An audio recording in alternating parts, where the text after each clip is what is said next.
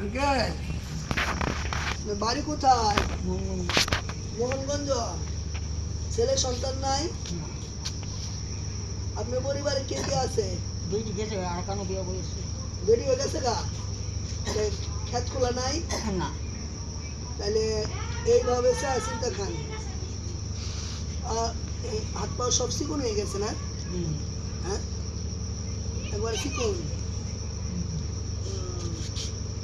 এইভাবে একবারে সব শেষ মানে এই ঘর দুয়ারে এখন আসলে মানুষ যখন বৃদ্ধ হয়ে যায় পরিবারে কেউ থাকে না। দর্শক উনি দেখেন দাঁড়ে দাঁড়িয়ে চা খাচ্ছে। প্রকৃত মানুষ অনেকে এই অভিনয় করে এরকম স্রোত ধরে টাকা পয়সা ইনকাম করে। প্রকৃত যারা ভিক্ষুক অচল তারা আসলে টাকা পায় না।